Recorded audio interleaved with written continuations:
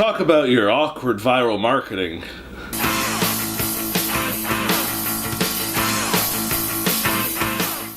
You've probably heard the term, and it means like when an Instagram model is going to display those teas that make them poop a lot, or when a YouTuber is going to feature a brand in a bunch of their videos, that sort of viral marketing. But it didn't really exist all that much in 1990. So when the producers of the movie Robocop 2 were strategizing their marketing plans, how do you promote a movie other than television commercials and newspaper ads?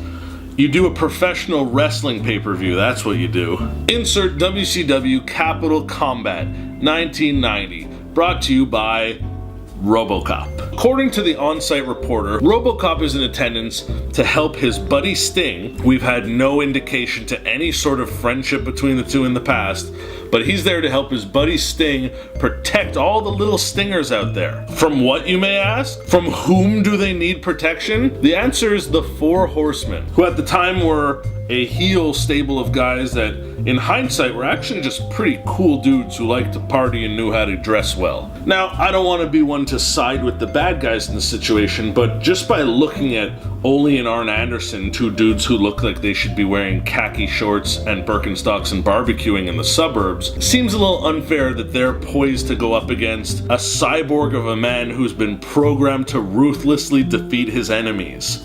You know, Arn Anderson looks like my dad if he did 30 more sit-ups. So midway through the entire pay-per-view, we see backstage cameras cut to Robocop leaving his dressing room, and he's walking down the hallway, and the camera's like going in and out of focus and cutting in and out, and we just see his legs moving, and we see him being ushered down the hallway by a bunch of security guards, which is kind of weird to hire security guards to protect Robocop. It's kind of like buying a guard dog to guard your other guard dog. Out comes Sting. No, he's not there for a match. He's not even dressed to wrestle. To be honest, he's kind of dressed like an asshole. He's got like a tank top on and some sweatpants, and his face paint isn't even done properly. It looks like he just came right from the gym and was like just in time. And then he almost immediately gets blindsided by the Four Horsemen. The Four Horsemen throw him into a little cage like the type you'd go shark diving in that's conveniently placed next to the ring.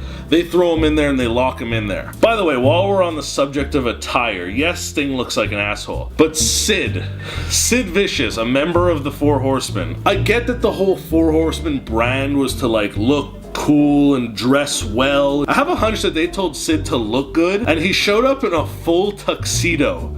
Like, he's wearing a tuxedo with a bow tie and dress shoes.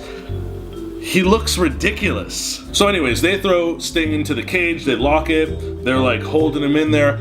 Out comes Robocop, the moment we've all been waiting for. So Robocop's like sort of mechanically walking down the aisle, doing the stereotypical robot maneuvers. The Four Horsemen sort of take their time because they've got a bit of leeway because of the slow walk.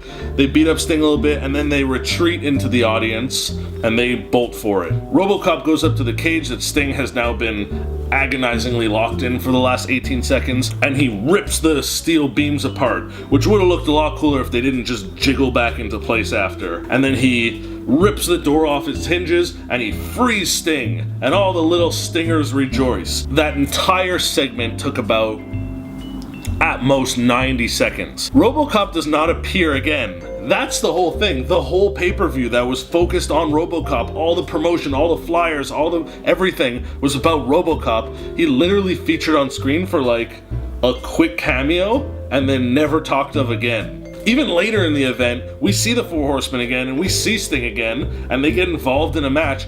No Robocop, like he left apparently. So that's pretty much it. Robocop disappears, never to be heard from again in professional wrestling. Sting doesn't even have a match that night. And here's to Robocop 2, the greatest cinematic masterpiece ever made.